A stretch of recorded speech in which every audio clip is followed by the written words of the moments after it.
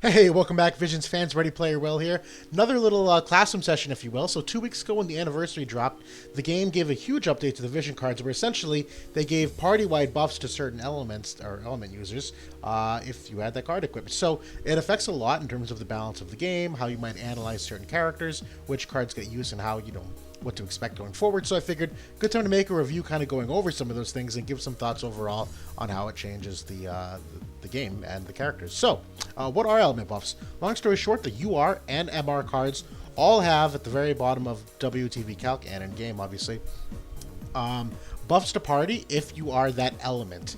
One thing to note, these do not stack with other party buffs. It's a really commonly asked question. So for instance, if you take something like Ifrit that has a party effect of 50% increase to attack, and you ask yourself, all right, hey, Fenrir has this ice new ability, 50% attack up. Does this stack if I would have both these cards? The answer is no. It just picks one of the party abilities, so useful to know. So jumping into things, kind of go like big winners and losers overall and give some thoughts. The first winner is the light element class, so huge amount of versatility in the buffs that are on the cards, and it does a lot for what that class likes to do as it pertains to resist and sustain. So if you're looking at the cast characters here, a lot of tanks or tankier units, so Warrior Light, Cecil, Engelbert, Thancred, guys, people that use a lot of shields, have high health pools, do a lot in terms of taking damage and resistances, and then a little bit of magic with Yuna and Sakura, and Elsorel kind of being that hard-hitting, but also like tankier DPS, if you will. So if you look at what the card buffs are here, and I have these just kind of sorted by, if I liked the ability or not per se, but a lot of these, changes to the cards, you're seeing attack resistance, decreased activation time, dark resistance, HP 25%, area resist, dark killer, things that really either A, affect their matchup with their weakness, or B, just do things to really round out the cast in terms of what they want to do already. Snow White Guard is a great example. Same thing with Bahamut, where area resist, it's applicable in almost every phase of the game. It's not unique to certain characters or whatnot, but more importantly, it's exactly what the white cast or the light cast wants to do. So really big thumbs up on those upgrades overall.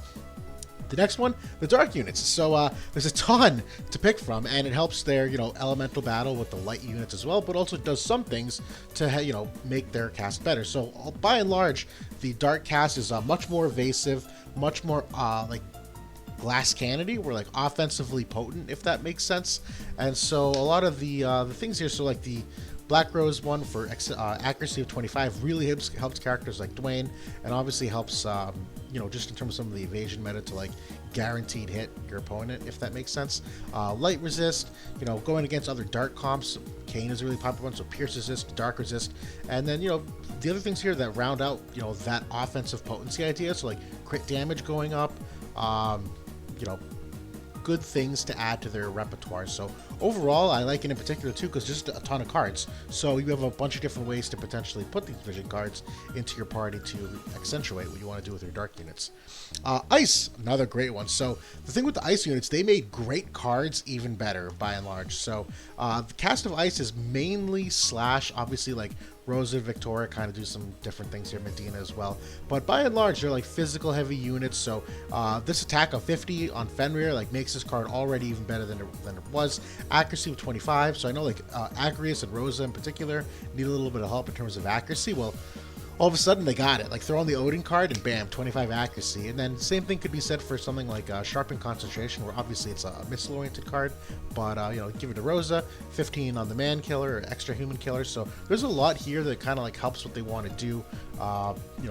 Pierce attack helps last well as Victoria, so it kind of synergizes well with a lot of the more often used characters, which is kind of what you want to see, because you not only want them to be on good vision cards, but you want them to be applicable to characters that get a lot of use already, as opposed to, I think a great example of what I was just talking about. See this Sanctum Assassins here, increase evasion rate of 10, while the only light unit that's like truly an evade unit is Rob Horn, and I know we got an X upgrade, but like this guy's just not even existent in the game by and large as it pertains to content. So, cool. I'm glad they gave that buff, but like it needs to also be applicable to characters that get a lot of use. So the next big winner, water.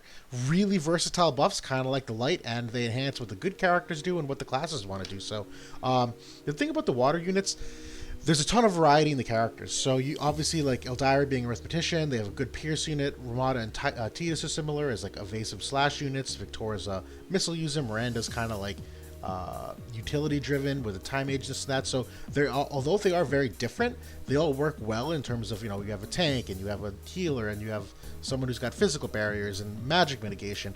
And so when you talk about their card buffs, like, yeah, magic resist 20, area resist, dexterity not only helps critical rate, which helps Tidus, but it also helps accuracy, which Eldyra and Miranda are blind as fuck, so like dexterity really helps them. Crit damage, same idea, like Tidus, obviously, like, you know, any DPS, so Glacial and Victoria appreciate it as well. Long story short, the buffs are versatile enough on good enough cards already that it's just going to make this cast of characters really strong for quite some time as well.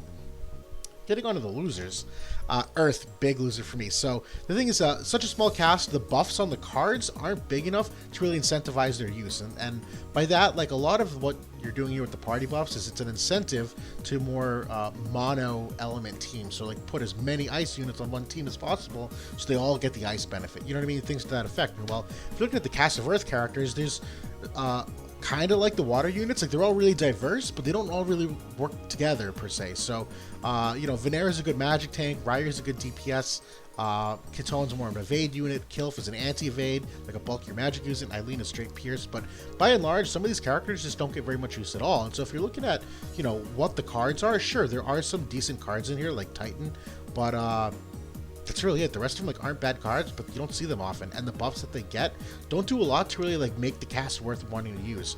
So evasion rate, this is the one that I actually do like, because to me, like, this is the equivalent of the Shiva card, where if you could throw this card on, you know, in a cast with Venera, who is an evade style tank, or at least has the capability to do so, and same could be said for Ketone, like, yeah, that's actually a legitimate synergy you could work toward. But the rest of it, like accuracy, these characters are already pretty accurate. Like, Ryu is one of the most accurate characters in the game. Ketone, if you're running dodge, she's got a fuck ton of accuracy because of the luck stat. Kilf has guaranteed hit and holy, which is her main, you know, source of DPS in that sense. So, like, I'm not worried about accuracy, and the, like, I don't know, the lightning was just earth, it's just not strong enough to really incentivize using the earth cast.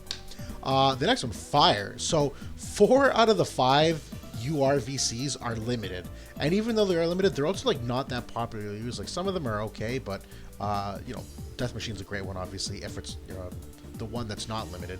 But the others, like Keepers of the Crystal, Blades of the Grass, like, this cast of characters, Fire Element, they're number one really like physical attackers, a lot of brawlers, Rain being the exception as the magic tank. But the rest of them, like, yeah, they're like pretty brawly DPS characters. Mashri's the only one that's got some legitimate strength against magic other than Rain, so a lot of these characters have magic weakness. So I would have liked a little more in terms of like rounding out the cast of characters, or giving them some more in the way of like being able to brawl, or at least be a little more offensively potent. And if I'm looking at the UR cards, you know, fire resist of 20, like, for what? You know, like, why? The crit rate 25, like, it's okay, but that, I don't know if it's going to do much to help their brawl, if that makes sense. Crit evasion, sure, maybe keeps them alive longer because they don't take as much, you know, burst damage, and that could certainly be helpful in some upcoming critical metas, who knows. But overall, like, you know, particularly because a lot of the UR cards are limited, even the MR cards, they're just not that strong. Like, these cards aren't popularly used cards, so even if it does have, you know, magic resist of 15, that's cool. Like, Path to Revenge isn't like a super awesome card to put on a party, so, you know, kind of losers in that sense. Lightning, another one. So the buffs don't fit the class, at least in my opinion. So this class, woefully small, only 4 people, right? So the exception to what I just said, like Frederica's Dream, this is a legitimate awesome fucking upgrade, because Frederica and Nivlu, if you're ever going in like a multi-gunner or multi-missile meta again, Frederica's Dream is an amazing card for that. So not only will it make them more offensively potent, but in those duels, it'll give missile resist as well. So at the very least, it kind of like makes that matchup a little different. But the rest of them, like Aegon, increased HP of 25%. Like, Aegon really only benefits Orlando from a slash attack perspective. None of these other characters are slash. Envious Magician, human killer and magic attack. Skahal's the only mage. I mean, Solir is a really good mage too, like, don't get me wrong, but like, that's it. Like, this isn't like a magic heavy class, you know what I mean?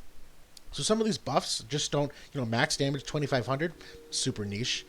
Slash resist is okay, so, but it's on Rubius, which is an ice resist card. I'm sorry, ice killer card. I don't know if you're using lightning to go attack ice units. Like, do you know what I mean? Like, it just doesn't like make sense with what you'd ever do with the lightning cast. So overall, it could be better. I mean, don't get me wrong, some of these will find use, but by and large, kind of losers. And then finally, wind. And it's not that they're bad, it's just that they're niche party buffs. And you'll see what I mean. So, wind units, by and large, obviously there's some versatility here, like a couple healers, you got a missile user, slash. But by and large, you're like a magic group because their strongest characters are Howlet, Leela, and Ayaka. So, if I had to classify wind, I'd be like they're healers, right? I'm sorry, they're magic users. So, downtime, actually not a bad one, just because of slashes, this obviously helps them. Exorcist, the thing about Exorcist, you'd only put it on Oldoa out of this cast. Like, that's the only character that really benefits. So, and you don't see her a lot. So this idea that, like, crit rate of 25, you're probably not going to use it very often because you're probably not putting Exorcist on Oldoa very often. So, cool, but, like, niche. Wind resist on Typhon, like, alright, so maybe if there's, like, another wind versus wind meta again where Leela is oppressive, the wind resist is going to help in that matchup. But Yuna coming out now, Leela's got a much reduced role overall, particularly with some of the strengths coming to the ice units, like Orin's release and the Gilgamesh X upgrade and stuff like that. And the buffs that the ice cards gave on Fenrir and Odin, you know what I mean? Like, all of a sudden, ice looks, amazing as hell. So, like, overall, like, it's not that these are bad, just niche. Charm resist, cool. Strike resist, like, we haven't seen a strike meta, so they're not bad. It's just you're probably not going to get a ton of use out of it. So that's it in a nutshell. I'm really glad they actually introduced something like this to the game because it does do a lot in terms of like incentivizing certain parties and throwing little curveballs into comps where you didn't expect stats otherwise. So I'm looking forward to playing around with a lot of the new interactions, seeing how things go. Thanks for watching. Per usual, comments, questions, critiques, corrections, all the above and more. Feel free, leave in the comments. I like to respond and talk with you also.